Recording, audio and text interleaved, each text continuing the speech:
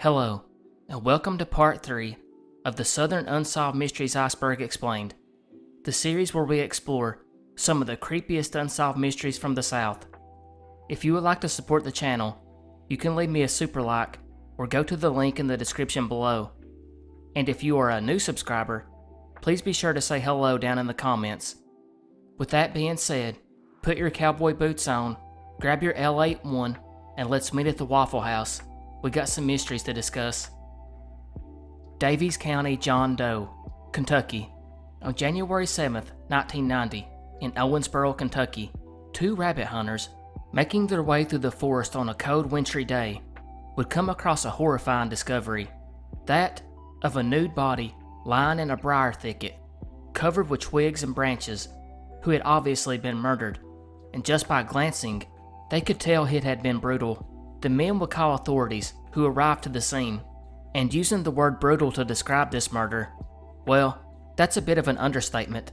The victim's death had actually been caused by 6 gunshots from a .22 caliber long rifle, in which he sustained wounds to the arm and chest before the shots to the head killed him. But before he died, this man, who was estimated to be about 25 to 40 years old, had been sexually assaulted and also beaten with a blunt instrument, and had been tortured. He was beaten badly on the chest, and so bad to the face that he was unrecognizable. A police source would actually describe it later on as obliterated, with several teeth being knocked out.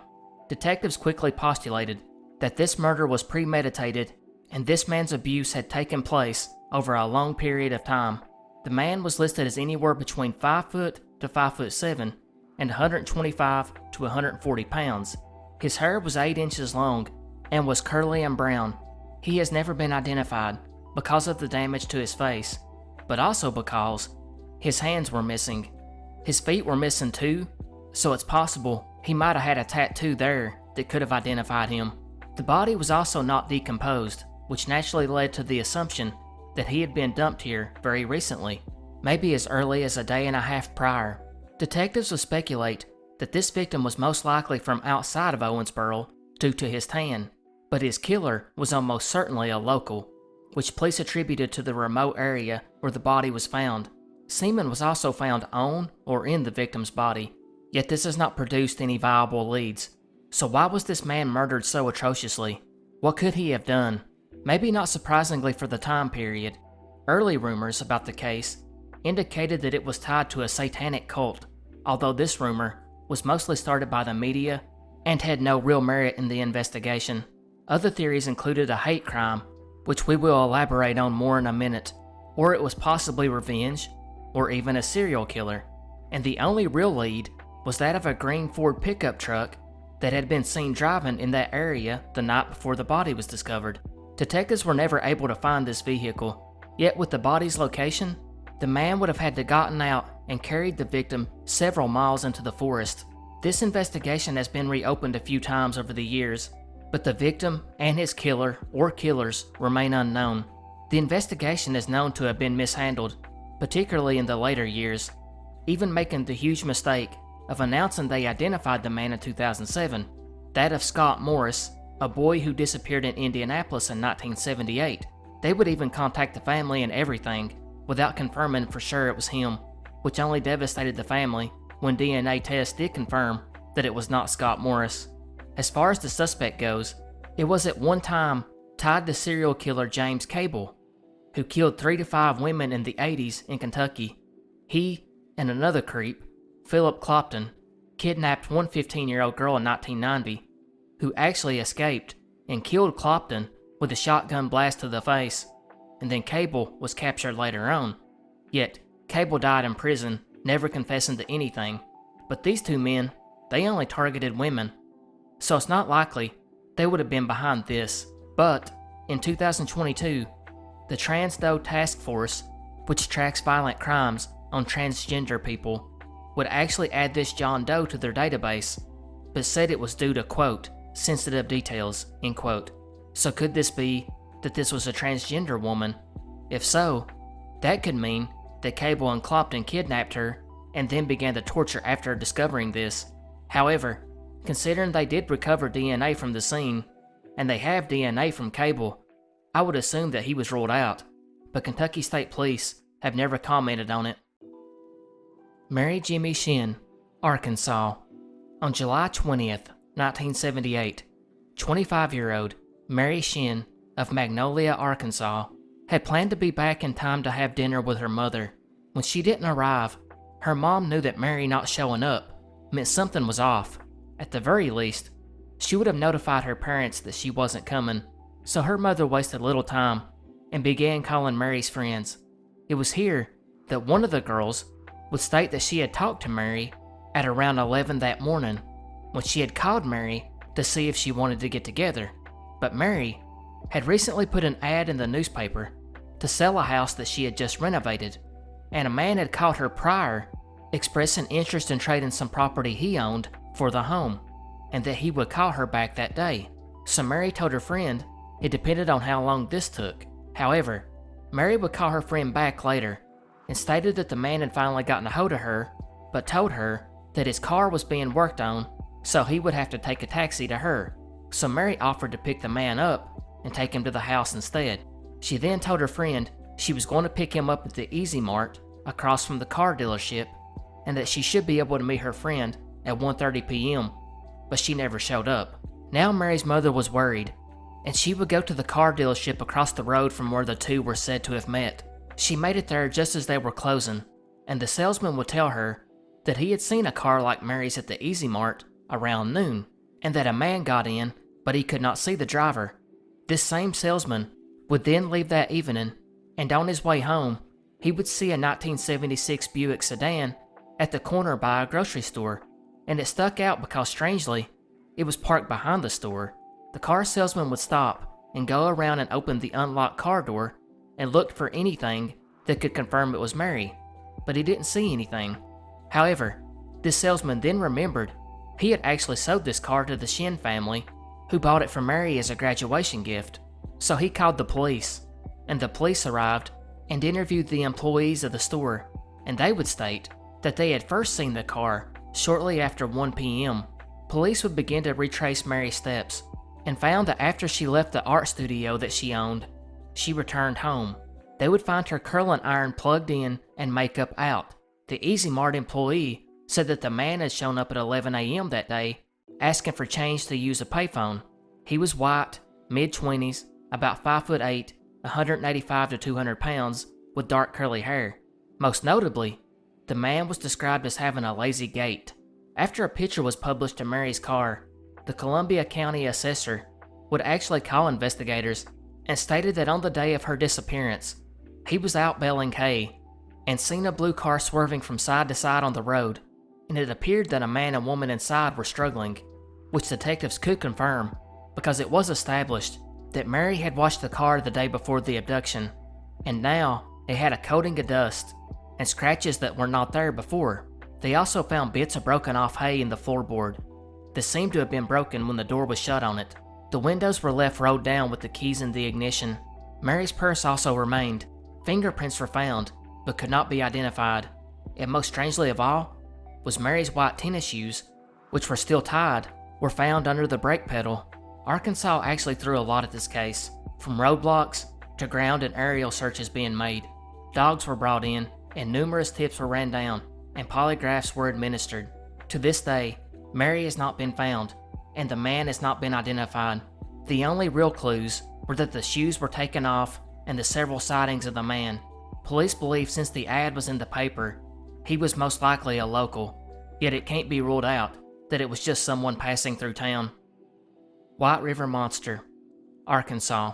The White River Monster of Newport, Arkansas is an alleged cryptid that is said to inhabit the White River, and it has been spotted since 1915, and maybe as far back as a few centuries ago, when stories from the Quapaw Indians claimed it knocked over a brave's canoe.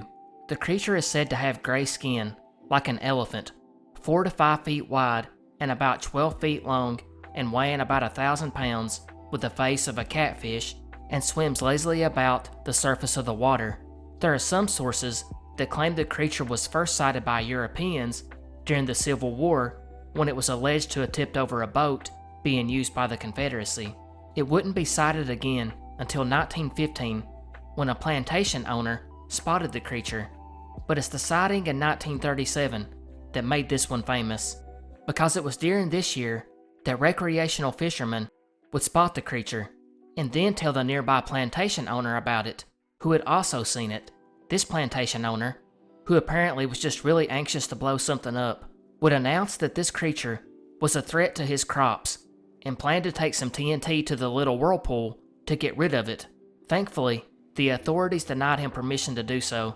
However, this resulted in a minor media sensation, and now visitors poured in from around the country to get a glimpse of the creature. Some brought cameras, and a few even brought explosives, while one man was said to have brought a machine gun, yet the creature was not sighted anymore. Even a giant net failed to snag it, and a deep sea diver seen no sign of it. And just like that, the story died down. Around that time, people that investigated the claims assumed the whole thing was a hoax created by the said plantation owner. But over 30 years later, in 1971, it was spotted again that summer. This time, it was described as being the size of a boxcar with a bone protruding from its head, while some said it had a spiny back 20 feet long and that it was peeling all over but had a smooth type of skin. It was also said to have made strange noises that sounded like a mix between a cow's moo and a horse's neigh. And it's here we have our first account of the three-toed tracks, about 14 inches in length, leading down to the river, that was attributed to this creature. Now, I chose this particular cryptid for one reason, and that is that it's pretty much now accepted that these were legit sightings. Even the people who would normally be called skeptics don't really doubt the validity of the creature. Instead, the skeptical crowd argue that this cryptid is nothing more than a known creature, most likely a Florida manatee, which is known to inhabit the coast of Florida and the southeastern U.S., but should not be found as far north as a river in Arkansas. Yet it seems that it's just possible this animal went up the Mississippi River and somehow got lost and just kept going north looking for vegetation to feed on where it entered the White River. And since the manatee can live 50 years, it's possible that the sightings in the 30s come from the same manatee spotted in the 70s, or it's just as likely this was two separate incidents of a manatee getting lost and going upriver. Other theories state that it is an undocumented fish or undocumented animal. Carol Blades, Missouri. On the morning of December 15th, 1969, in a small town called Nixa, Missouri, 20-year-old Carol Blades would make her way out the door to go buy some Christmas presents, and after returning, she began to set up the Christmas tree. Her husband Larry, who worked night shift, remained asleep in the bedroom, and Carol was going to wake him up at 5 p.m. in preparation for his shift that night. So in the meanwhile, Carol decided to head to the laundromat to do some laundry. Later that day, around 3:45 p.m., the phone began to ring at the Blades home, which awoke Larry. By the time he was able to make it to the phone, the person had hung up. He would take a peek outside and notice Carol was still gone, and he laid back down to go to sleep. About 3 hours later, Larry would be awoken by the phone again. This time, it was one of his friends, and he spoke to this person for a few minutes and then got off the phone. It was then he realized that he had overslept and that Carol was still gone. He would call Carol's cousin, whom Carol would often go visit after doing her laundry, and yet this cousin had not seen her either.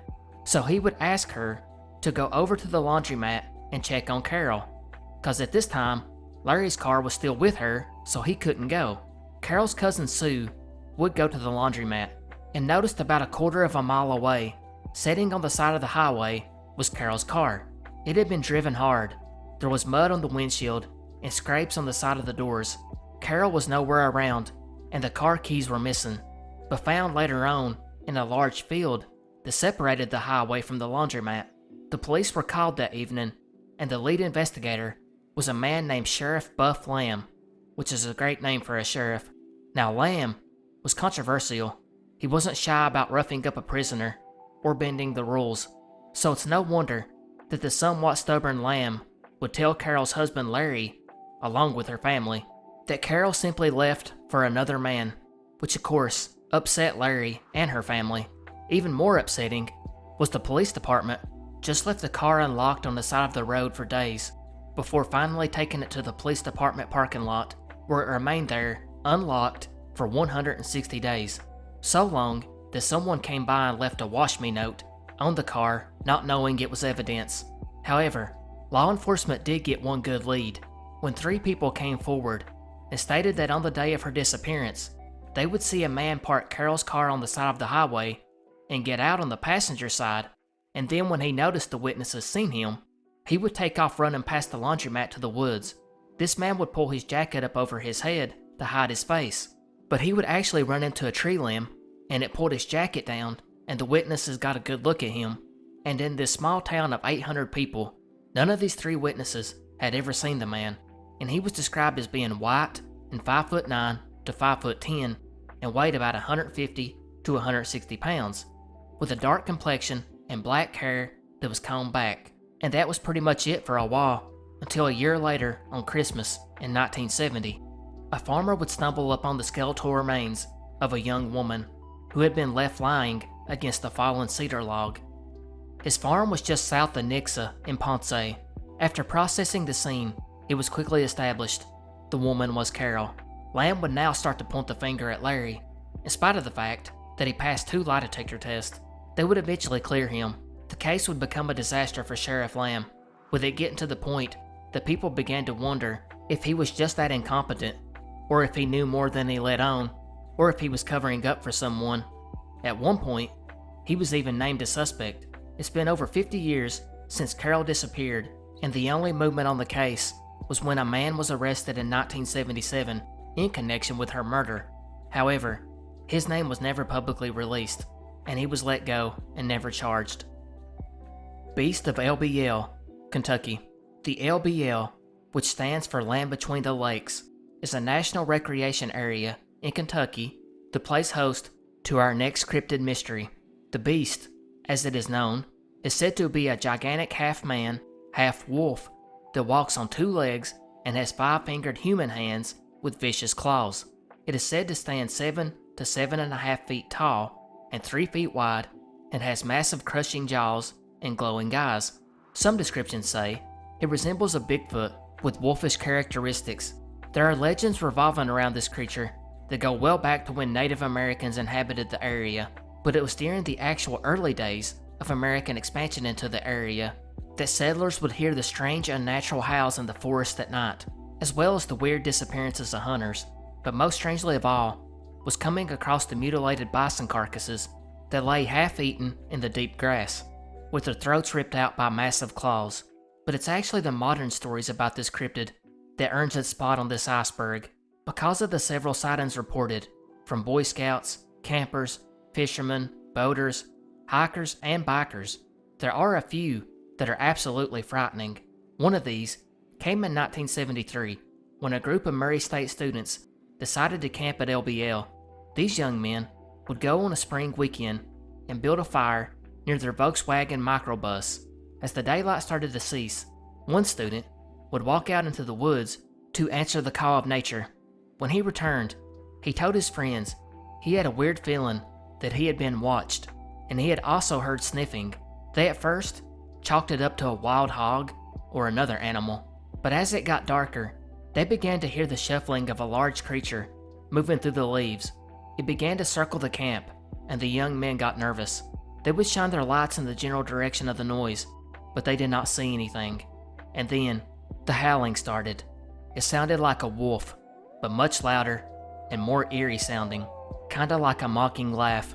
They would then see a pair of glowing red eyes that ran past them in the dark. Obviously, these guys jumped into their bus and tore off down the road, where they would then see the massive shadowy figure racing behind them. As the bus slowed to take a corner, they felt a massive jolt, and it felt like something was holding the bus back. As the man stomped the accelerator, they finally broke free and made it out of the woods. Back at campus, they discovered 4 deep gashes torn into the engine compartment cover at the back of the bus. That is one account. However, the most famous account comes from the late 80s, when police were dispatched to the bloody scene inside a motorhome of a family camping at Moss Creek. Allegedly, detectives found the horribly mutilated bodies of a visiting family lying in the blood-soaked motorhome, and the half-eaten body of the family's young daughter lodged in a nearby tree. The bodies had all distinctive massive claw marks, and body parts like separated limbs and a pile of bowels lie in the area, along with loose flesh clinging to the muscle tissue. Some accounts say there were no body parts or bodies at all, just bloody clothes on the ground and some in the trees, with blood everywhere. And allegedly, the incident was said by authorities to have been a random stabbing, as they did not want to harm the tourist industry. The area was also gated off, and overnight camping is now banned, and this area closes at sunset. That account is alleged to have came from 2 anonymous police sources. However, according to a U.S. Forest Service public affairs specialist, there has never been any credible evidence of the beast's existence. Furthermore, those vivid stories I just read, the first appearance of them popped up online in the early 2000s in a series called Jan's Tales, which told several paranormal and cryptid stories, which has led many to think that the story was nothing more than a creative outlet for this writer. However, many claim that this creature is real and is a dogman. Amy Gellert, Florida. On the evening of March 20th, 1994, Bob and Bunny Letton would walk into their home in Cocoa Beach, Florida, and went straight into a nightmare. As they opened the door and stepped in, they would see that they were not alone. A masked intruder, holding a dagger and gun, was standing in their kitchen. The man immediately bound and gagged the two, and ordered them to get on their knees and crawl from the kitchen to the living room. The couple, who were obviously terrified, did as told. He would take them to the living room, where he ordered them to lie down on the floor. For the next 30 minutes, the two were held hostage. The man would demand cash at one point, yet it was strange that he didn't take the several pieces of expensive jewelry that Bunny was wearing, nor did he bother with the valuables that sat out in plain sight throughout the house.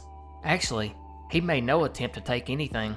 It began to seem as if the man was waiting, as he kept looking at the clock and paced back and forth. Bunny at one point would tell the man to take the $50 from her wallet, to which he did, along with some of her credit cards, but then he just went back to pacing the room. Bob and Bunny, like anyone, would be confused by the whole situation. Although the man never loosened his grip on his weapons, he wasn't really that hostile to them.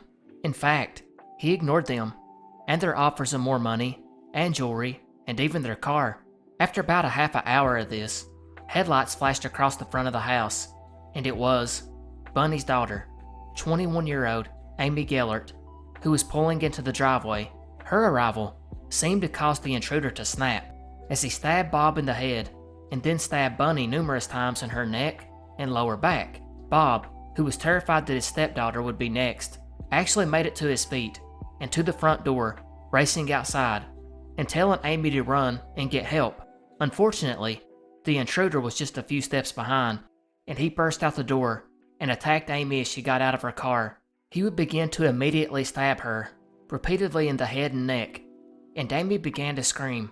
And it's this that must have panicked the man, as he no doubt assumed it would attract attention. He then raced off down the street and disappeared into the darkness.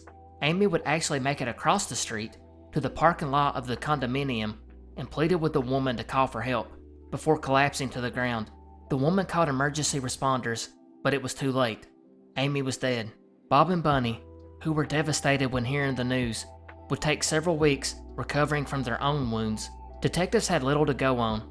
The man had been wearing a ski mask, so Bob and Bunny had no idea what he looked like, although they were able to see through the eye holes of the mask that he was a white man, and they believed he was in his 20s. He was about 5'8" in medium build. They said he was soft-spoken and had a northeastern accent, perhaps from Maryland or Pennsylvania. He left no trace behind. The investigation outside found a magazine from the handgun, which revealed that it had came from a stage gun used mainly in theater productions, so it was nothing more than a prop. Detectives were now confident, as these guns were pretty rare. However, it led to nothing. DNA was found on the magazine, but investigators had been cautious to check it, as it was most likely stolen, and the DNA might be from the previous owner. The bank cards were also eventually found, after they were turned in unused, and revealed nothing. As far as suspects go, detectives considered dozens, but narrowed it down to 2 by 2017. However, the DNA on the magazine didn't match. The two theories, which seemed more like wild guesses, seemed to be that either the killer had planned on burglarizing the home and was waiting on a getaway driver who bailed on him, or he was targeting Amy, but why is unknown. B. Lowe shooting, North Carolina, on June 6, 1993, a Sunday. The B. Lowe grocery store in Windsor, North Carolina, was shutting their doors for the day. As most of the day crew was on their way out, a 4-man cleaning crew arrived to start their shift. The crew consisted of Johnny Rankins, Sylvester Welch, Jasper Hardy, and his brother Thomas Hardy. As these 4 men made their way into the store to begin cleaning, a man would come out of hiding, and he was holding a gun. Apparently, much to the surprise of store manager Grover Cecil and cashier Joyce Reason, this man had shown up right before the cleaning crew and must have went and hid in the back until the store doors were locked. This unidentified man would take the manager and cashier to the back. He then came back out and forced the cleaning crew to join them in an aisle in the rear. Here, the manager Cecil was forced to tie up the cleaning crew and cashier Joyce with duct tape and dog leashes. Finally, this unidentified man would tie Cecil up. He would then finish by piling the victims up into 3 stacks of 2, one on top of the other, and then this man would cold-heartedly fire 1 bullet through each pile of bodies with a .45 caliber. Joyce Reason, Grover Cecil, and Johnny Rankins died instantly. The killer walked to the storeroom at the back of the store and then came back with a knife, where he stabbed Jasper Hardy multiple times in the back and neck, stabbing so hard that the knife he used broke. Thomas Hardy was the only unharmed victim, as he was placed at the bottom of one of the stacks, and luckily, the bullet missed him. When the killer realized this, Thomas begged for his life, and the killer said, quote, "I'm going to let you live, big man," end quote. The assailant then took $3,000 in cash and money orders, about $6,000 in today's money.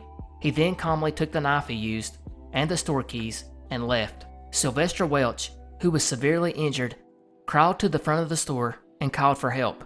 Investigators were stunned. This was the worst crime scene in North Carolina in all of the 90s, maybe in the past 50 years. But luckily, 3 of the victims survived and were able to give a good description, which led to this sketch.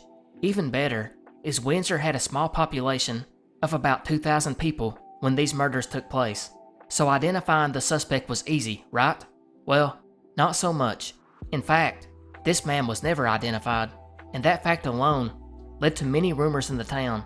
It seemed the locals thought that the murder was a disgruntled ex-law enforcement officer, or possibly even a member of the military.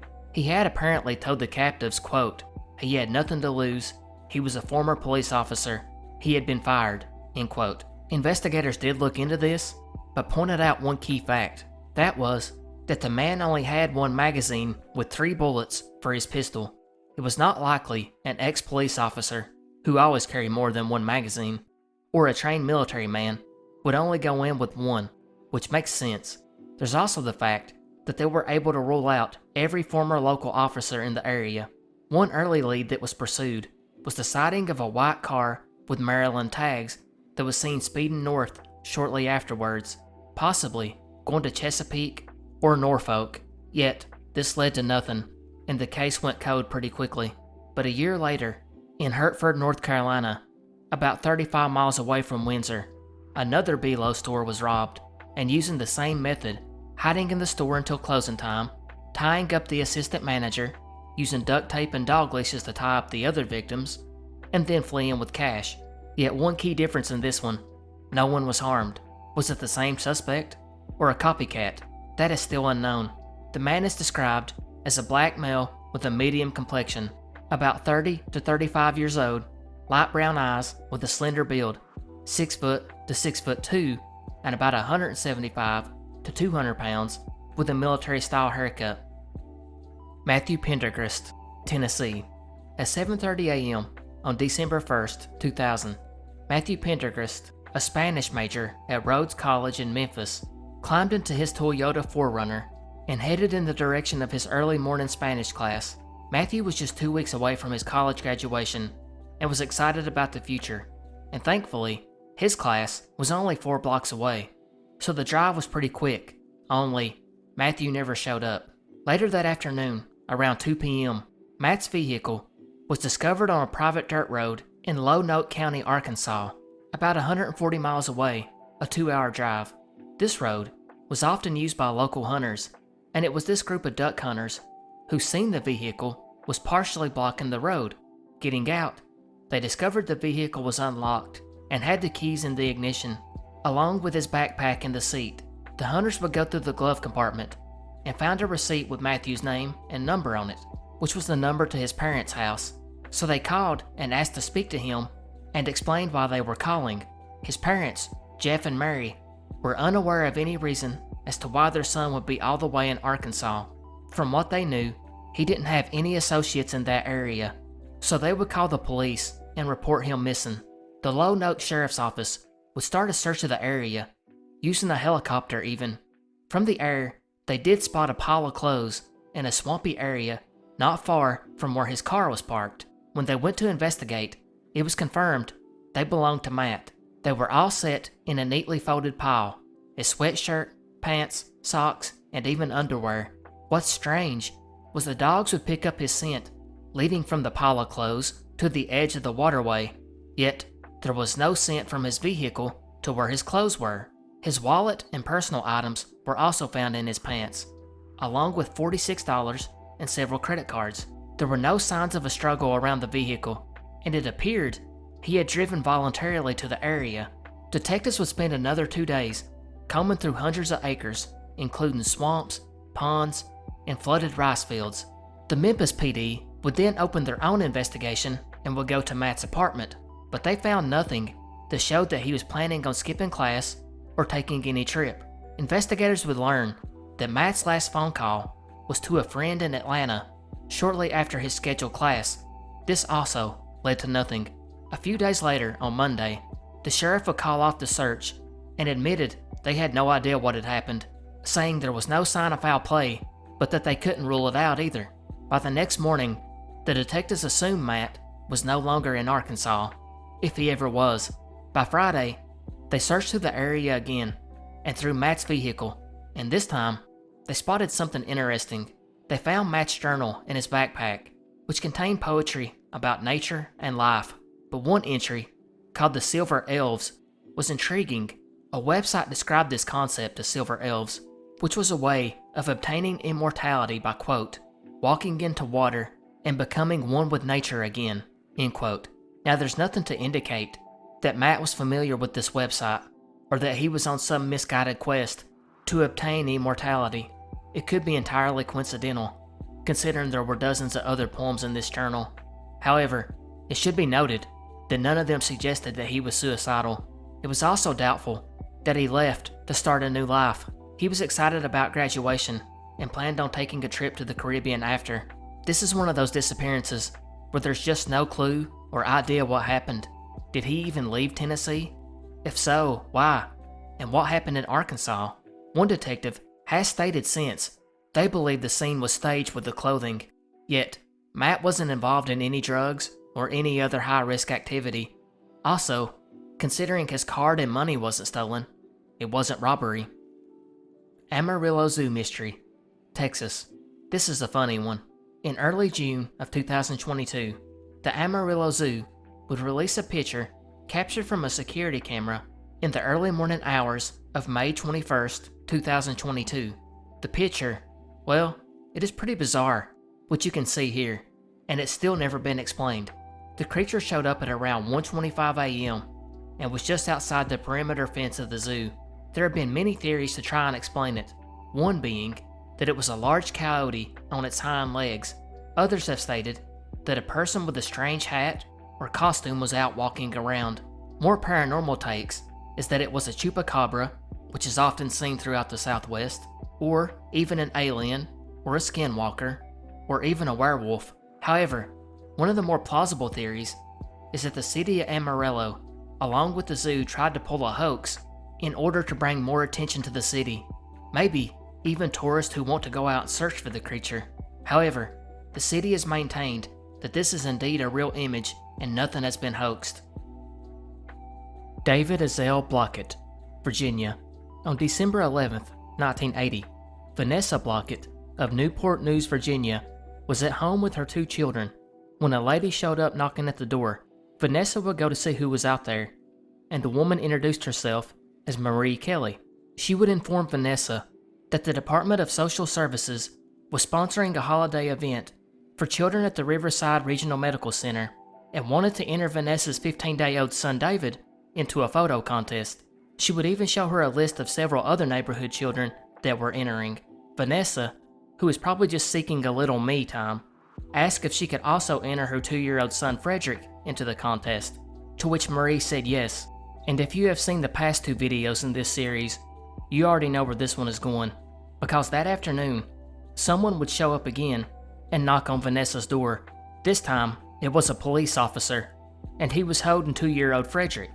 The officer informed Vanessa that he was found wandering around the shopping plaza about 10 miles away, and that luckily, they found a piece of paper in his pocket that had his name and address on it. Vanessa knew she had not left that note, so she asked about her baby David, and the officer did not know what she was talking about. It was then that Vanessa realized she had been duped. She would inform the officer about the woman and the events of that morning. Police now knew they would have to start looking for the abductor.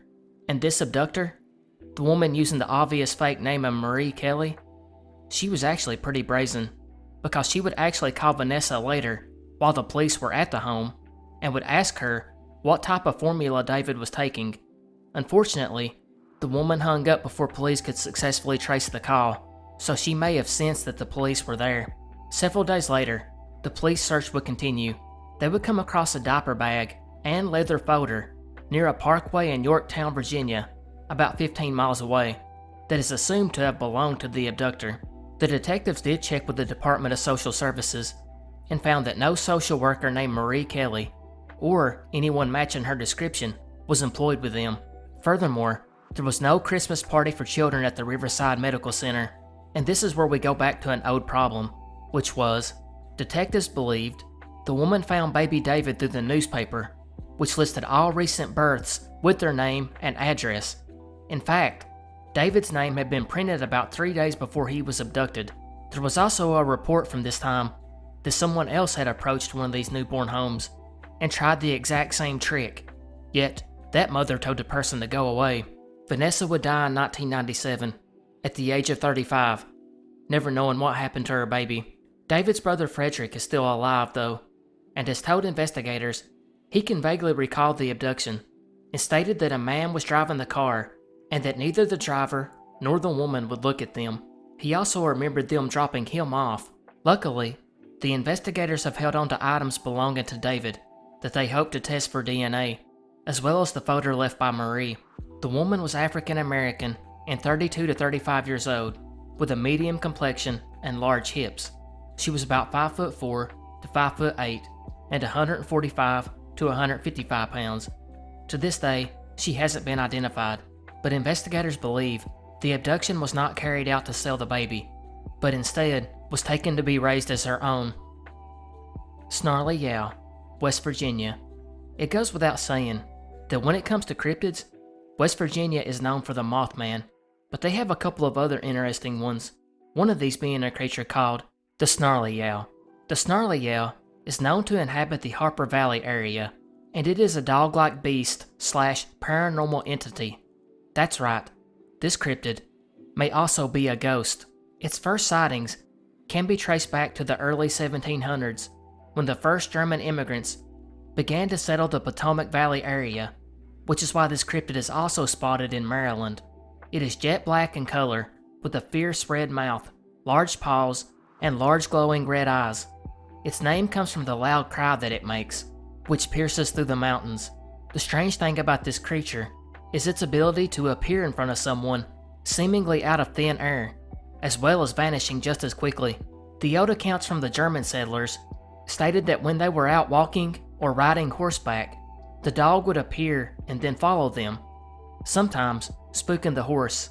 Other times, he would only briefly appear before the settler would turn back around and the creature would be gone, while other stories would state that some of these settlers tried throwing sticks or rocks at the cryptid, or sometimes even tried to shoot them, but never being able to hit the beast, saying that it sailed through its body. The sightings died down for a couple of centuries after these first reports, and this kind of brings us to the modern day sightings. During the early 1900s, there would be many reports from the tri-state area that a massive black dog with a red mouth was walking along the roads, and again, it would confront travelers before disappearing quickly. And it should be noted here, this animal has never attempted to hurt anyone. After the early 1900s sightings, things would go quiet again until the 1970s, when numerous motorists would report that this huge bluish black dog would suddenly appear in the road in front of them and would inevitably be hit by the car. When the motorists would pull off to the side to check the damage to their vehicle and to see where the animal was, they would find that the car hadn't hit anything, nor was there any sign of an animal that had just been hit.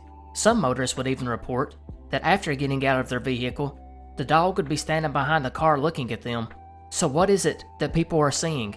Is this a phantom? A cryptid? Imagination? You decide. Japanese Gardens Girl, Florida. Just a warning on this one. It's a bit disturbing. If you want to click away, I'll give you a few seconds. Okay, February 3rd, 1981, at around 7 a.m. on Watson Island, Florida, a city park employee traveling along an access road which ran through a Japanese garden would spot the body of an unidentified woman. This employee, upon realizing the woman was dead, would call authorities. Detectives would shortly arrive on the scene and looked over the area and determined by the amount of blood left that she had been hit by a vehicle that had crushed her skull. Her body also had many injuries from being dragged by the vehicle, which left a trail of bloody tire prints. Strangely, the woman had been barefoot and only partially clothed from the waist down. Jeans and high heels that are presumed to be hers were found in two separate locations on the island, and it is thought that they had been tossed from a vehicle, most likely the one responsible for the hit and run. Although it's unclear what actually transpired, it's almost certain that the act was intentional, and whoever did it drove over her twice. Investigators would come up with the theory that she was a sex worker killed by a client or her pimp, stating that most likely an argument between the two led to the girl leaving the car voluntarily or being tossed out. This other person would then angrily run over her. However, none of this can be proved because there's no evidence or witness accounts. Additionally, the original case files are lost, but it should be noted this garden, which was designed to be a tourist attraction, had the reputation of being a hotspot for a romantic rendezvous, so this theory is very conceivable. In addition, there was a newspaper article found that was written the day after the incident, and the article claimed that an autopsy suggested she may have been beaten prior to the hit and run. The victim's age range has changed several times over the years. Detectives originally believed that she was about 15 to 20 years old, but later estimates cited anywhere from 12 to 26. But the most recent estimations have narrowed down her age to between 12 and 18, while some have noted that her being 5'2" and 90 pounds is indicative of the victim being about 13 years old, which only makes the whole thing more disturbing when you learn that her jeans had the words "Wet Dreams" written in bleach on the back pocket, along with her novelty bikini underwear that had the words "Rest Area Visitors Welcome." The most obvious theory is that she was trafficked and murdered, but 40 plus years later, and investigators still do not know who this young girl is. Governor William Goebel, Kentucky. The 1899 Kentucky gubernatorial election is probably the most contentious election of a U.S. governor in history, and it was chaotic from the get-go. The Republicans selected a man named William Taylor, who was not even supported by the outgoing Republican governor. If that wasn't bad enough, the Democratic Party had a dissident faction as well, and they did not support nominee William Goebel. Now Goebel, he was not a charismatic man. Actually, he was downright abrasive. Goebel's strength was that he was an intellectual and had largely gained his support from taking on the corrupt railroads, both as a lawyer and Kentucky state senator. Now I won't go too deep into the political rabbit hole, but Goebel's tactics to win the Democratic nomination were seen by many in his party as underhanded. That, with Goebel's social aloofness, which was very off-putting, led to a third-party Democratic candidate named John Y. Brown. Going into the election, the tensions were high, and many expected violence on the election day, but it was actually mostly calm, and that could be because the state militia was ordered to be on standby. The returns were slow, and by that night, the race was too close to call, which of course led to accusations of voter fraud. By the time the count was over, William Taylor had won by 2,000 votes, and ironically, the Democratic third-party candidate had received 12,000 votes, which would have been more than enough for Goebel to have won the election. And this is kind of where all hell breaks loose, because the accusations of voter fraud got louder. The real issues was that of a couple of counties, Knox and Johnson, who made their ballots practically see-through, which made any Democratic voters in these Republican counties afraid to vote, with the Republican mob that was standing by watching. There was also allegations that the state militia in Louisville had blatantly threatened voters there. And making things worse, Goebel had proposed a bill when he was state senator called the Goebel Election Law, which created a three-man commission to handle election disputes. This three-man committee, who were Democrats with connections to Goebel, would get to make the decision. Tensions began to grow, and around 500 armed men from heavily Republican eastern Kentucky now reached the Capitol, but surprisingly, the Democratic Commission voted 2-1 to let the vote stand in favor of the Republican candidate, although they did state that the ultimate decision was up to the General Assembly. Goebel, for his part, was okay with this, as he wanted to run as a U.S. Senator anyways, but his party pressured him to contest the results in the General Assembly. So he did, and now the state was on verge of a civil war, and on the morning of January 30th, Goebel and his two bodyguards walked towards the Capitol building, and 5 to 6 shots rang out, and Goebel was hit in the chest and slumped to the ground. He was rushed to a nearby hotel to be treated. Soldiers were then deployed to the streets. That night, word was coming out that Goebel would be named the legit governor by the General Assembly. Governor Taylor, meanwhile, declared a state of insurrection and called out the state militia, and basically tried to move the capital from Frankfort to London, Kentucky, which was heavily Republican. Goebel, in his only act as governor, dissolved the state militia. Taylor did somewhat comically offer a $500 reward to find the person involved with the assassination attempt on Goebel. 4 days later, on February 3rd, Goebel died and remains the only American governor assassinated while in office. Taylor and his lieutenant governor would both step down in exchange for immunity from any prosecution in regards to Goebel's assassination. Taylor would then spend the rest of his life in Indiana, being protected from prosecution there, although he was later pardoned by another Kentucky governor. In total, 16 people were indicted in Goebel's murder. Only 5 of these went to trial, with 3 of those being acquitted, and the last 2 being pardoned later on. To this day, the identity of the assassin is still unknown, but was most likely connected with Taylor, although some think their murder was not political at all, but instead was one of the railroad companies taking advantage of the situation because they hated Goebel. Gurdon Light, Arkansas. The Gurdon Light is a mystery light that is located near some railroad tracks in a wooded area of Gurdon, Arkansas. This light is probably the most famous one we've covered thus far, as it's been featured on many mystery and paranormal shows. Over the past several decades, hundreds of witnesses have seen it. It's been photographed as well as documented by the aforementioned TV shows, so there is no doubt that it does exist. Many of these locals even claim to have seen it well over 100 times in their life. The light itself is white and blue and sometimes orange, and it has a very distinct border. It always sways back and forth and stays in motion. It's usually seen on the darkest nights, and best when it is cloudy and overcast. The light has a similar origin to that of other mystery lights, which allege that the light is said to be that of a railroad worker who was killed when he fell into the path of an oncoming train. The man's head was separated from his body and never found, and the Gurdon Light comes from the lantern of the man's spirit which still searches for his head. However, another story based on truth is that of railroad foreman Will McLean. He was asked by employee Lewis McBride about getting some more hours because it was during the Depression and money was needed desperately. However, William told Lewis that the company would not allow him to give more hours, to which Lewis responded, by hitting William in the head with a shovel and then beating him to death with a spike hammer. That got dark in a hurry. There is also a variation that Lewis took offense to McLean accusing him of being the reason a train accident occurred a few days earlier. Regardless, after the murder, Lewis McBride was executed, and shortly after that, the first documented appearance of the Gurdon light occurred, right in the area of the murder.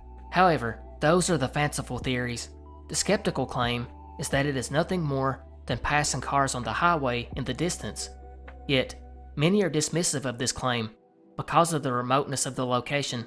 Furthermore, the closest highway is 2 miles away and wasn't built until decades after the first sightings. There's also the theory that suggests stress on quartz crystals underneath Gurdon causes them to emit electricity and produce the light. They call this the piezoelectric effect. The theory is that the New Madrid fault, which runs through the area, puts intense pressure on the crystals and squeezes them together, causing them to develop a charge and put off a spark. And do I even have to say it? Some speculate that it's swamp gas. Peter Francisco, Virginia. Peter Francisco, aka the Giant of the Revolution, was an American patriot and soldier of the American Revolution War. Actually, he wasn't just any soldier, he was a legendary soldier. He first gained notoriety in 1776, when at the age of 16, he joined the 10th Virginia Regiment, and people were stunned by his 6'8" and 280-pound body and his amazing strength. But it was also his fighting in numerous engagements, particularly the Battle of Brandywine, that made him stand out. His fighting days would slow down when he eventually took a musket ball through his right thigh, which he never fully recovered from. But he still fought in a few battles. In fact, an attack on the British fort Stony Point, he would take a 9-inch gash to the stomach and continue to fight, killing 12 British grenadier and capturing the enemy's flag after being the second man to enter the fort. Then, following the Battle of Camden in South Carolina, Francisco noticed that the Americans were leaving behind a cannon that was mired in the mud. Legend says that Francisco got the cannon out of the mud, then picked up the 1,100-pound weapon and carried it on his shoulder to keep it from falling into the hands of the enemy.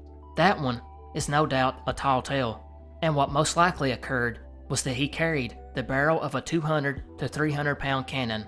Regardless, the most famous story of Peter's is called Francisco's Fight, in which is claimed that Peter, who had been sent home to recuperate, ran into a British legion called Tarleton's Raiders. He allegedly killed or mortally wounded 3 of the 11 raiders and then stole their horses.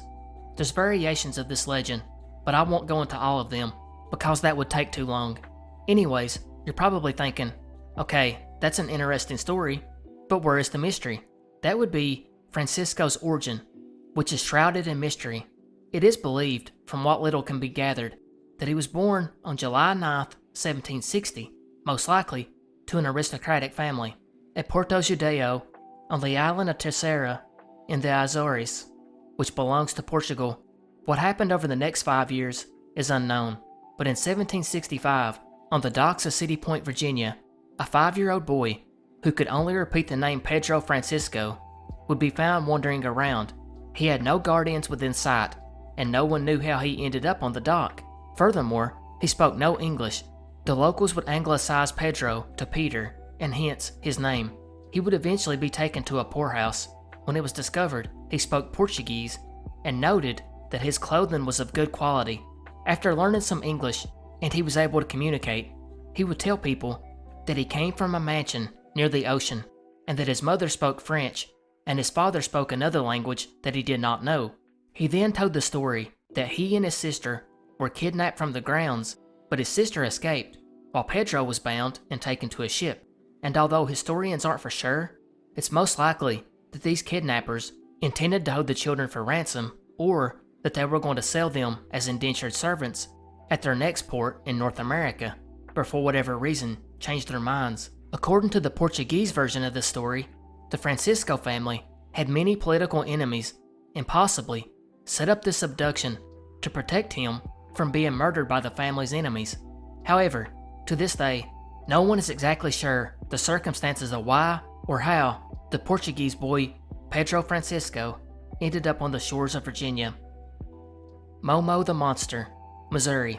Momo, aka the Missouri Monster, is an alleged ape-like cryptid similar to that of Bigfoot that was spotted by numerous people in 1971 and 1972 in a town called Louisiana, Missouri. The beast is said to be a large bipedal humanoid about 7 foot tall and covered with dark hair and has a putrid odor. It was first sighted in July 1971 and would be spotted the rest of that year up and down the Mississippi River. The most famous sighting occurred on July 11, 1972, when 2 young boys were playing in their backyard on the outskirts of town. One of the boys began to scream. His older sister, who was in the house, would look out the window to see what was going on. She observed a massive dark-haired man-like creature holding what appeared to be a bloody dead dog. She claimed that he had a pumpkin-shaped head and large glowing eyes. After this, many sightings would occur over the rest of the year, most notably the local fire department chief and member of the city council, Richard Murray, who stated that driving along a creek bed, he would spot a massive upright creature in his vehicle's headlights. He stated that the creature was covered in brown hair and quickly hurried off over the hill and disappeared. These sightings were so credible that a 20-person posse was formed to hunt the creature, but they never found him. In addition to these 2 reports, numerous others reported to have heard growls similar to that of a bear's, as well as hearing haunting screams. As far as what it was, well, the skeptical approach is that it was a black bear. Even Richard Murray stated years later that looking back on it, he wasn't sure that it wasn't a bear. However, tracks were collected and submitted to the director of the Oklahoma City Zoo, who deemed that it belonged to an unknown primate. Kirsten Daviess, Georgia. On July 3, 1991, 21-year-old Kirsten Daviess, a recent graduate of Bury College, was traveling from Rome, Georgia to Vidalia to visit a friend about 250 miles away. The drive took about 4 hours, and Kirsten exited the interstate at around 1 a.m. and was roughly 5 miles outside of Vidalia. About 30 minutes later, Michael Wilkes and his wife Karen would spot a blue 1985 Subaru station wagon overturned in a ditch. That car belonged to Kirsten. When the couple would get out to check on the driver and make sure that she was okay, they were stunned to find that Kirsten was already dead. But not from the car crash. Instead, she had a shotgun wound to her face and neck. They called the authorities, obviously, and detectives arrived on the scene and found very little. Kirsten had no known enemies, and she did not live a high-risk lifestyle. She wasn't even from the area. She was from Colorado. The most telling clue was that the gun had been fired about 18 inches from her, indicating that the killers had pulled up beside her while driving, and the passenger fired the shot, killing her immediately, which left her car to drive aimlessly over into the ditch. There was little to go on, but interestingly, the couple that found Kirsten and called authorities, Michael and Karen Wilkes, would just a month and a half later break into the home of a 69-year-old Morrill Hudson, about 20 miles north of Vidalia, and during that robbery attempt, Hudson was shot 3 times in the head, and then his home was burglarized and set on fire. The couple then fled to Alabama. Michael, however, later returned to Georgia to retrieve some items from his home, and he was arrested. Karen was then found in Alabama with a murder weapon still in her possession, so investigators now obviously suspected that the Wilkes were potentially involved with Kirsten's homicide. The 2 were given polygraphs and passed. There was also zero evidence that Michael or Karen killed Kirsten, so they were not charged. They did, however, go to prison for Hudson's murder, and Kirsten's case went cold. Making this case more difficult was motive. Just why would anyone target Kirsten? It was most likely not accidental, because it was 1 a.m. on a Wednesday on a quiet highway. Not to mention, being so close to her, they could not have mistaken her for someone else. Detectives were left with the theory that the suspects were driving around just looking for someone to murder, and they seen her. Since there was no skid marks, she had not been fleeing from someone. Robbery was ruled out because her body was not disturbed. She was even still wearing her seatbelt. So we're really left with just a few options. Either the Wilkes pulled up beside her, and then the passenger fired. They then intended to go back and rob her, but maybe another car spooked them, so they just end up calling the authorities, which is odd. The police completely dismissed them over a past polygraph, or it was just possible that two psychos were out looking for someone to murder, and Kirsten ended up being the victim. And there was one less likely theory proposed. It could be that a couple of drunks were out partying and playing around, and one of them had a gun and accidentally shot her, but I just can't believe that one. Bambi Brantley, Louisiana, October 22nd, 1986, in Leesville, Louisiana. 25-year-old Bambi Brantley would walk to a nearby convenience store called Lebo's. She would go in and purchase a drink, and then use the payphone to call her brother, Roddy, at a local restaurant and ask him if he could come home and bring the car so she could go out with her boyfriend. Bambi's brother did come home about 30 minutes later, where the two lived together at a trailer park. When he arrived, Bambi was not there, but he did see her drink container from the convenience store sitting on the floor. He thought she was probably visiting the neighbor and would return shortly, so he decided to leave the keys for her and got a ride back to the restaurant with his friend. He came back later during the early morning hours and noticed the drink was still in the same spot and that Bambi had not returned. He was somewhat concerned, but assumed that she ended up getting a ride from a friend instead. However, the next morning, she had still not appeared, and he began to worry. This only got worse when he found out that she had been scheduled to work and never made it in. So he would call the police. Detectives were able to locate several witnesses who seen her walking along the highway after leaving the convenience store, but there was no sightings after that. Investigators were sure, though, that she had made it back to the trailer, where she then disappeared. But strangely, there was no sign of foul play. Bambi had just moved to the area from Bartlett, Tennessee, after going through a rough breakup, and she had no history of drug use or of leaving without warning, and she wasn't known to run away or anything like that. She also had no known enemies. On the contrary, she had many friends and acquaintances in the area. She also held a stable job at an auto dealership where she always showed up on time and was a good employee. Her disappearance was pretty baffling. There's not really much info or leads in this one. The only real concerning one that police followed was that Bambi ended up being one of 5 women who disappeared from Leesville in the 80s.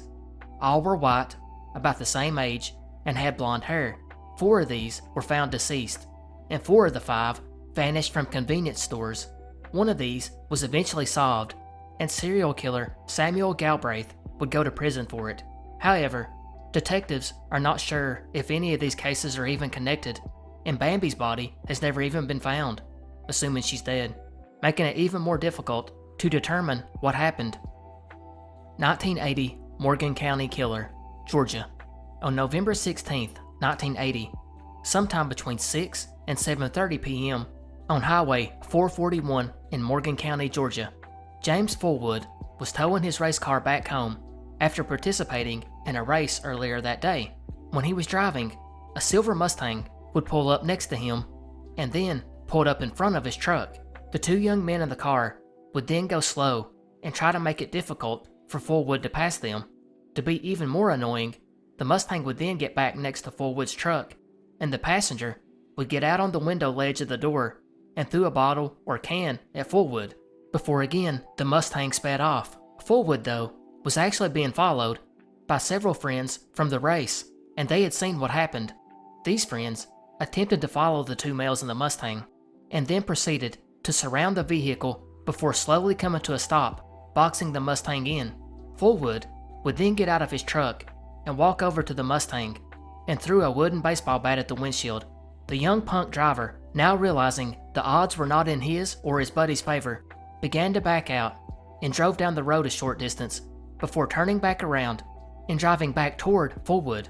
He would then fire several rounds from his 9mm pistol, and Fullwood was struck once and died at the scene. The car with the 2 unknown young men then sped off. The Mustang was said to be that of a 1976 to 1980 model and had South Carolina plates. There was also some damage left on the windshield from the baseball bat. The shooter was a white male 6 foot to 6'2" and about 170 to 180 pounds, with very blonde hair and a slender build. A sketch was made of the suspect, but he was never identified. In 2021, Detectives would reopen the case, stating that with new information and forensics, they hoped to crack the cold case. They would not discuss specific details of the new information, but we do know that at least 14 people witnessed the shooting, and they are hoping that one of these key witnesses will come forward. The Three Lost Boys of Hannibal, Missouri. May 1967, in Hannibal, Missouri. 13-year-old Joey Hogue, who, like a lot of boys, enjoyed the outdoors and dreamed of exploring, would come across a cave that had recently been exposed by some construction work near his home. He would get his 11-year-old brother, Billy, and his 14-year-old friend, Craig Dow, and the trio set out to explore the cave on May 10th. Their parents, however, found out about this and forbade them from visiting again. But, boys being boys, they would go back the next day when their parents were gone. Armed with only their flashlights and shovels, the boys would sneak away from their older sister who was supposed to be watching them, and made their way towards the construction site near the highway. And the boys did not return that evening, which alarmed their parents, who obviously had a good idea where they were, and they went to the cave to search for them, and when they didn't find them, they alerted the authorities. When police were told about this, they feared the worst, as they had already gotten reports of a cave-in that day. An enormous search and rescue would begin, and it actually ended up becoming the largest cave search in U.S. history, with every known passage searched at least 3 times. By the 12th, 2 days later, searchers started to believe that the boys never actually made it into the cave, although at least one unconfirmed witness account reported to have seen them taking a shovel in. Searchers now began to wonder if they had left to go explore different caves, or maybe even deeper into the woods. The exhaustive search was finally called off after not finding a trace of the boys, and the disappearance has been a mystery for years, but it's kind of one of those where everyone still just chalked it up to the cave. However, in 2006, construction workers again returned to the area, and again, they found a new small cave. Authorities would quickly go check this cave in hopes of finding some remains, and again, they came back empty-handed, and this has kind of left the door open that maybe something more sinister happened. One theory that has been discussed was that of John Wayne Gacy, who was actually traveling to and from Hannibal at the time. Gacy, as you know, was convicted in Chicago of killing 33 boys between 1972 and 1978, and was suspected of killing many more. His home was about 300 miles from where the boys had went missing, and furthermore, witnesses did report seeing a mystery man at the top of a local cliff just days before the boys vanished. This same unknown man inserted himself into the search operation after the boys went missing, and then he himself vanished.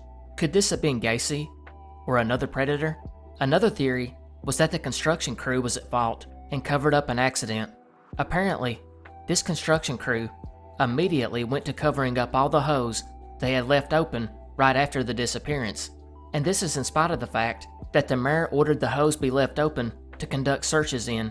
It seems that many think the boys went down into one of these holes exploring, which didn't have any caution tape around them, and the construction crew inadvertently buried them. In fact, one of the original searchers would do an interview in 2018 and stated that he thought the boys were underneath the road. Finally, you have the paranormal theory, which comes from the fact that Joe had written about seeing a UFO shortly before he went missing. The Moon-Eyed People, North Carolina. The Moon-Eyed People are alleged to be a group of short, bearded, white-skinned people who lived in Appalachia years before Columbus's voyage to the Americas had taken place. According to the legend, they were called moon-eyed because they saw poorly in the day, which caused them to seek shelter in the caves, and then venturing out only in the nighttime. These people are credited by some to be the creators of several pre-Columbian ruins in the South, and as far as location goes, I could have really put this one with Georgia, or maybe Alabama, or even Tennessee, as they were alleged to live in various locations throughout southern Appalachia. But the mystery in this one is kinda twofold. First, were these people real? Or was it just part of Cherokee myth? If they were real, just who were they? Scholars largely disagree over this, with most claiming that it was just another Native American tribe, and somehow they ended up with the moniker Moon-Eyed People. There's even some conjecture that it could have been an unknown tribe of natives that had a unique trait that made them albino, although the Cherokee dispute this and claim that they were not Native Americans. However, since there are variations of this story, it's difficult to tell. For example, it is said that these people only ventured out into the night, except for on a full moon, because even the light from a full moon hurt their eyes. And another variation says that it was actually the Creek tribe that would launch a surprise attack during the full moon and annihilated the Moon-Eyed people, whereas another version says that the Cherokee did, and then other versions say that the Creek ran them out of the eastern seaboard, and then the Cherokee pushed them further west out of Kentucky and western Tennessee. So as you can see, it's hard to follow the varying stories. Finally, there's even an argument about the name Moon-Eyed, although it's generally thought that the name referred to their ability to see better at night. It could be that their pale blue eyes possibly look like the moon, which again might fit the albino trait theory.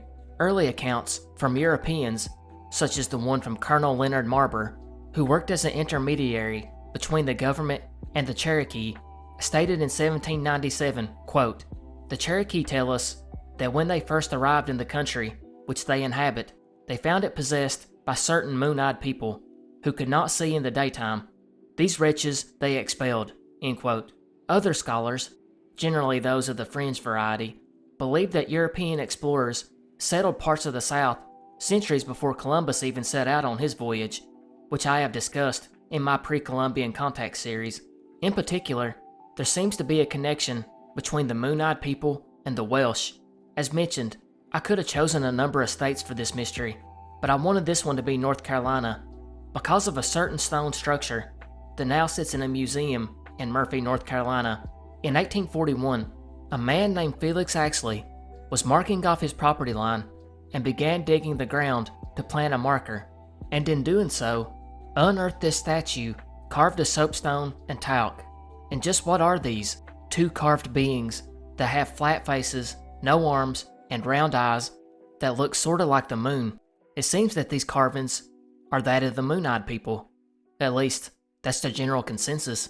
But there's a few other theories.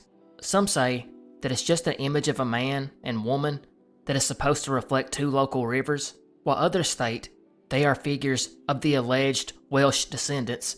Others even claim that it was made by indigenous tribes that witnessed the UFO or alien encounter. Sunshine Skyway Bridge, Florida. Tampa Bay, Florida is home to many iconic structures and beautiful architecture. One of these is the Sunshine Skyway Bridge. The massive bridge has become a landmark to those visiting or living in the area, but the bridge has been hit with several tragedies over time, from collisions to unexpected collapses to terrible suicides. It's seen a lot of death, and that may be why this bridge has gotten the reputation of being one of the most haunted bridges in the entire country. It was first built in 1954 and allowed traffic to reach St. Petersburg from Teresina and vice versa. In 1969, it expanded to 4 lanes to accommodate an increase in traffic between the two cities. But it was in 1980 when the history of the bridge would take a dark turn, because on January 28th, the Blackthorn, a 180-foot buoy tender, was docked in Tampa going through a major overhaul. It was finally set to sail back out of the bay, but when it attempted to leave, it collided with a tanker called the Capricorn. Apparently, the ships had miscommunicated, causing them to collide. The impact didn't cause much damage, but the Capricorn's anchor got stuck in the side of the Blackthorn's hull, and when the ships began to move apart, the Capricorn pulled the Blackthorn over until she capsized. In total, 23 Coast Guard officers would lose their lives. But what's crazy is just a few months later, on May 9th, John Larrow was piloting the Summit Venture when a sudden storm rolled into the bay.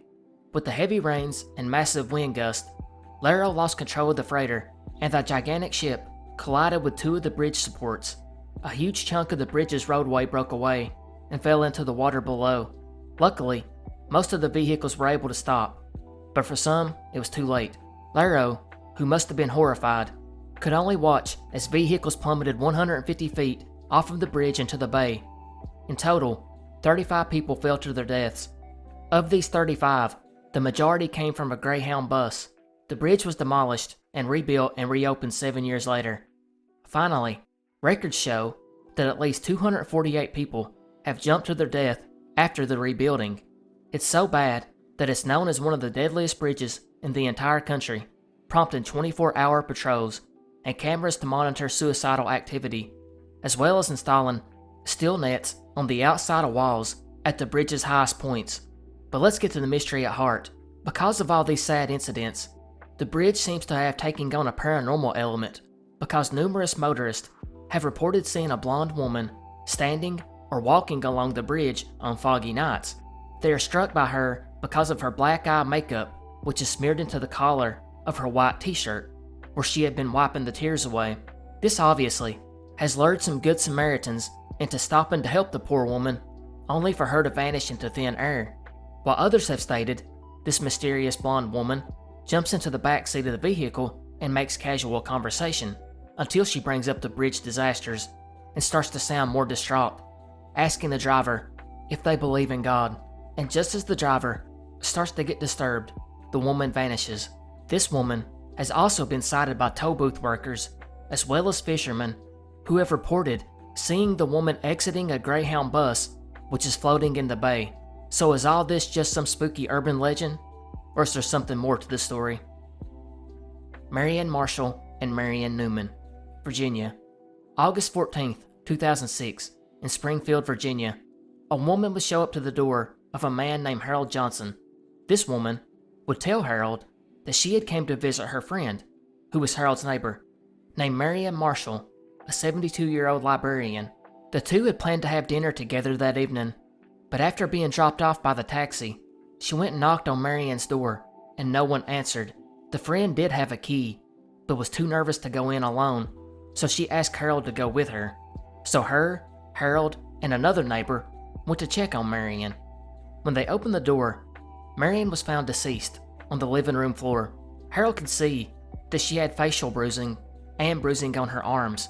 He at first thought she had a heart attack and gotten bruised after falling, but after looking closer and noticing the groceries which still sat on the table, he suspected that it wasn't a heart attack.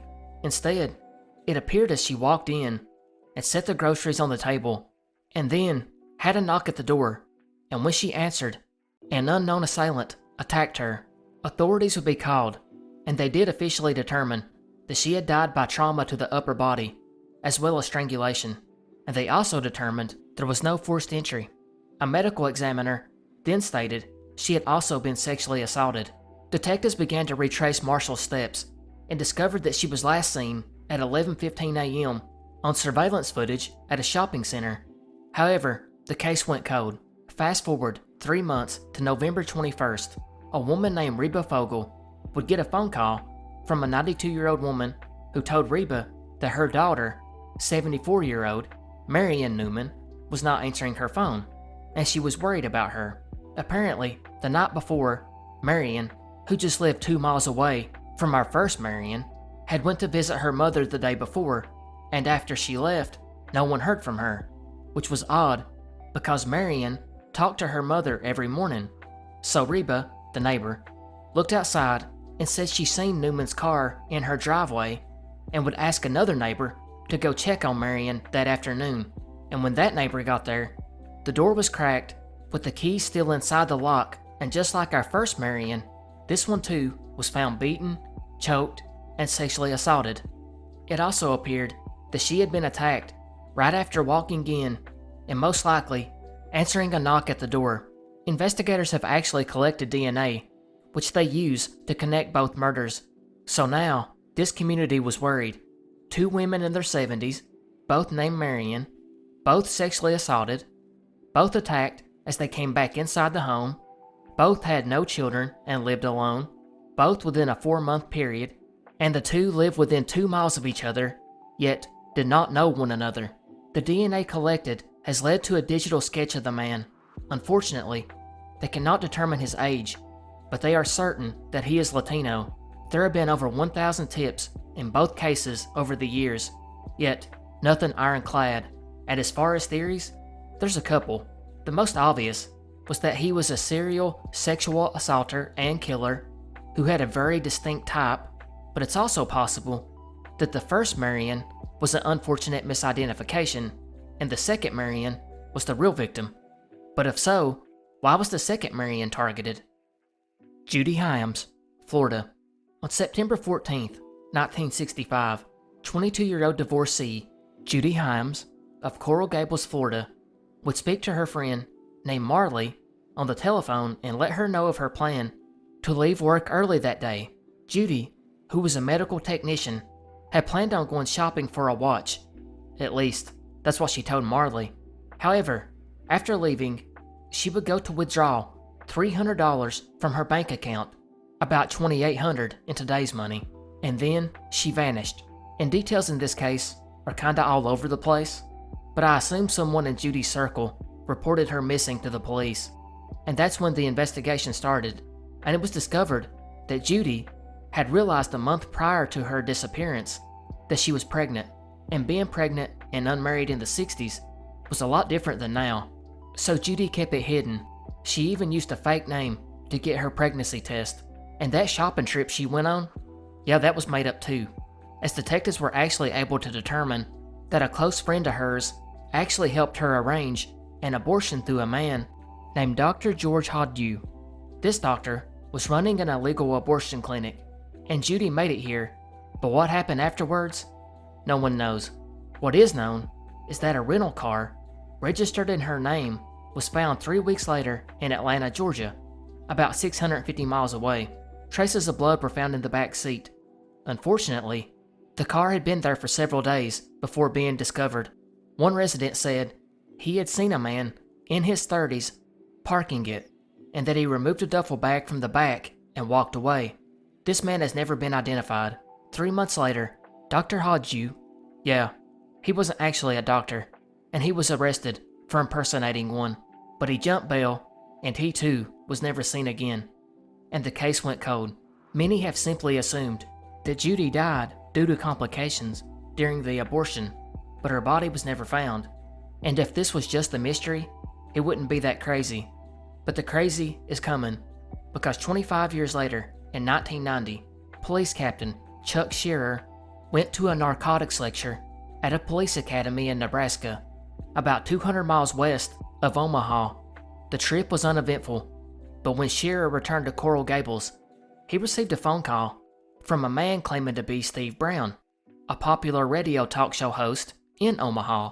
Brown would tell the police captain that an anonymous caller had given him information about Judy's disappearance, but Shearer did not know about Judy's case and said that he would check the case files and call him back, and he did the next day. But when Steve answered, he was confused because he had not been the one that called Shearer the day prior, nor did he know anything about the case. Even crazier was whoever called the police captain had given him Steve Brown's unlisted phone number. Now both men had no idea what was going on, but to make it even weirder, 2 days later, Captain Shearer received another call from an unidentified female who said, quote, "Judy Hyams is alive and she lives in Omaha," end quote. When the captain pressed her for more info, she just kept repeating the same line over and over, and then finally hung up. Finally, this case was documented on Unsolved Mysteries, and just days after it aired, police received an anonymous letter that said that Judy died from an allergic reaction to a drug she was given and was disposed of in a bay near Miami. Police believe this to be legit, yet they have no proof and cannot explain the phone calls. So this has many mysteries. What happened to the suspect, Dr. Hodgew? What about the phone call from the guy that was pretending to be radio talk show host Steve Brown and said he had info about the case? What about the woman that said Judy was still alive? This mystery is so bizarre.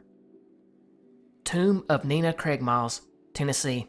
Nina Craigmiles was born on August 5th, 1864 in Cleveland, Tennessee, to John and Adelia Craigmiles, who were a well-off family. As she grew up, she loved riding in horse-drawn carriages, and on October 18th, in 1871, she would go on one of these rides with her grandfather.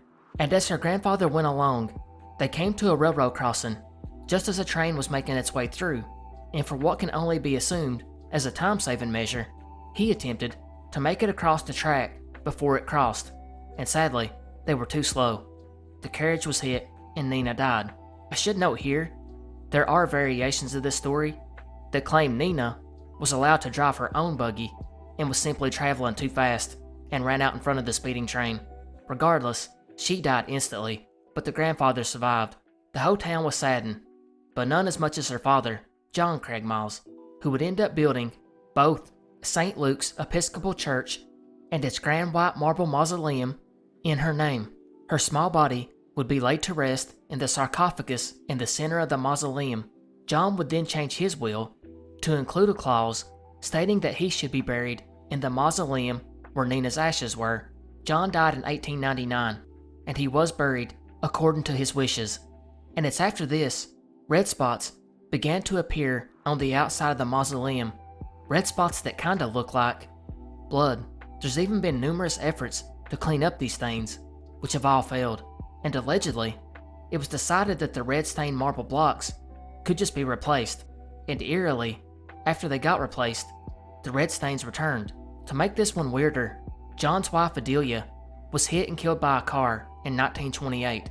And after she was placed in the mausoleum, the red stains began to deepen in color, in addition to the red stains, which are there to this day and have defied chemical analysis. There have been many sightings of a ghost girl dressed in 1800s clothing playing outside. Many attribute this mystery to true paranormal activity. However, I've seen others dispute this by saying that marble has been known to bleed. White Thing, Alabama. White Thing, with an emphasis on the word thing, is an alleged cryptid that lurks the forests of northern Alabama. The creature is generally spotted in a triangular area between Morgan, Etowah, and Jefferson counties, and some sources claim that the first sightings came from the early 1900s, but the ones that really generated a buzz came from 1971, when there were a series of reports and calls to the police that happened over a span of a few months. The descriptions seem to vary, but most of the accounts do concede that the creature is very large, is 7 to 8 foot tall, and is covered with long thick white fur and has glowing red eyes, with a thick bushy mane and slick tail, and down on the end of the tail is a big old bush of hair. A lot of other descriptions seem to describe it as a giant white lion, while even stranger descriptions claim that this tall white creature resembles a kangaroo with the head of a cat, or possibly a mix between a dog and a lion. And in spite of being this big, this cat-like creature can move extremely quick, and although it has been spotted standing on 2 legs, this cryptid runs on all 4s. People have reported hearing the creature let out an eerie screech that sounds much like that of a woman. It's also known to emit a foul odor that smells like that of dead animals. There's not really a lot out there on this one.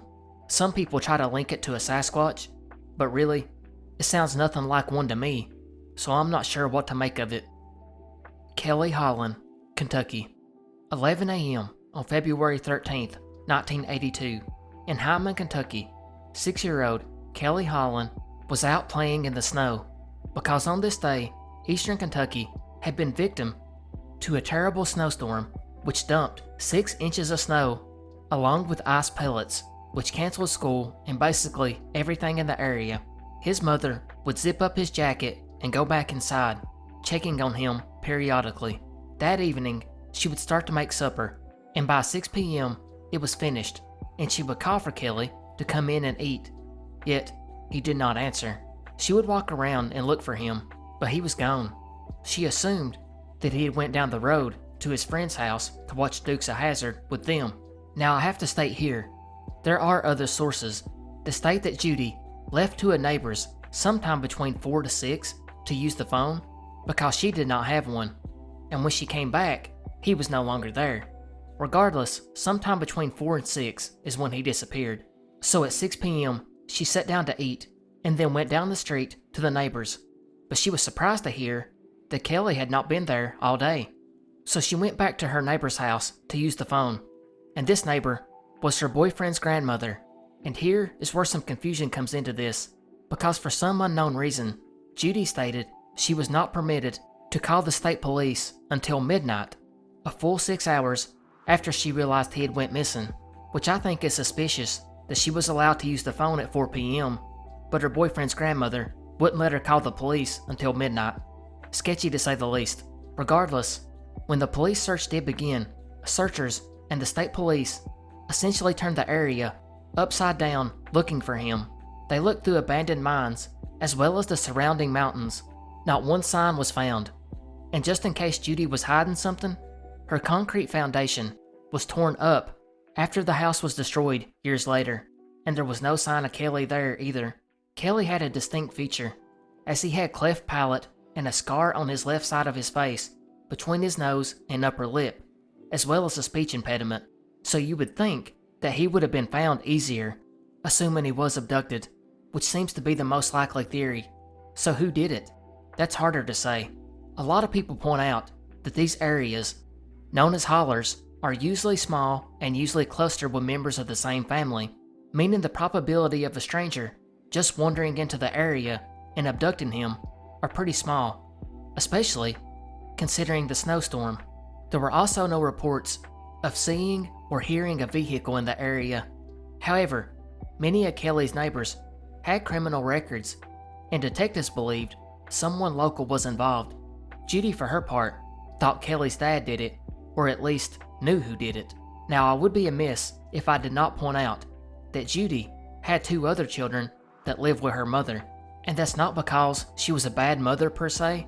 It's because she had epilepsy, and when Kelly vanished, he had been living with her and her boyfriend, and Judy has never been ruled out.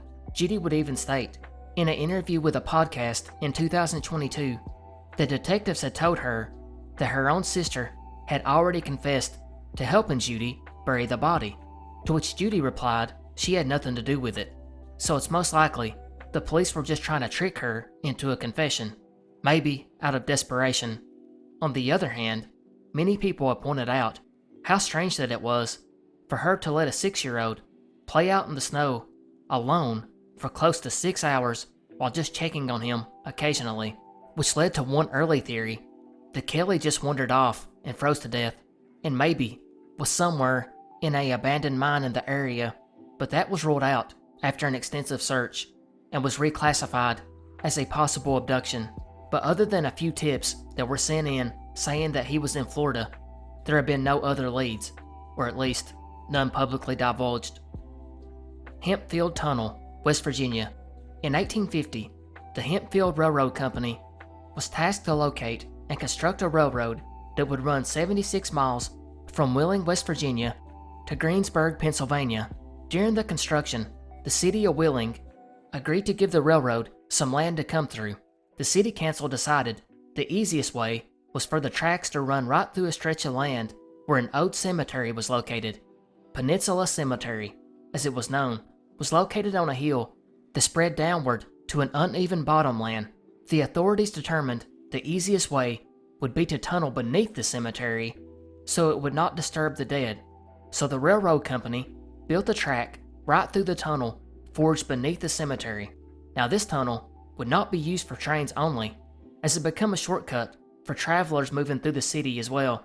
One of these men was a 34-year-old German immigrant named Joseph Ezell.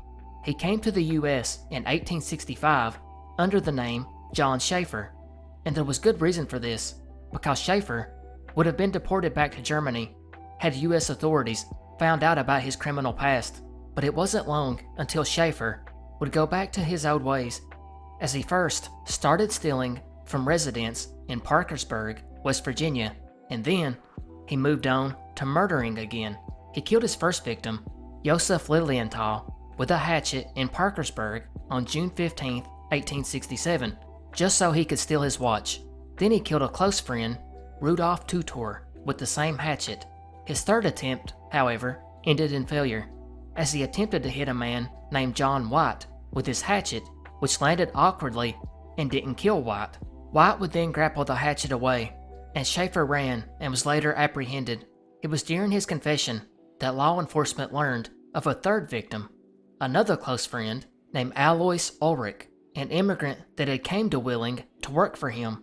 That man was murdered inside the Hempfield Tunnel and dropped into a nearby culvert, and it's this victim who became the most famous, as it's said that his ghost haunts the interior of the Hempfield Tunnel. as people traveling through began to hear what could only be described as deep groans and cries from a man begging for mercy. And then, directly over the spot where Ulrich had been murdered, a ghastly form of green slime emerged on the ceiling, which is said to be that from the dead patrons left above the tunnel in the cemetery. Which brings me to the other reason for this alleged paranormal activity.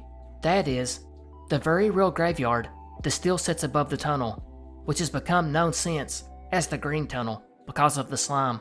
Unexplained shadows are regularly reported inside, as well as the sounds of disembodied voices, along with the dampness and moisture that comes from above and sometimes drops down, which probably isn't comforting, considering the green slime that clings to the ceiling.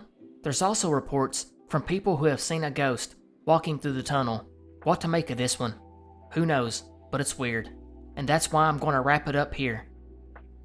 Hope you all enjoyed.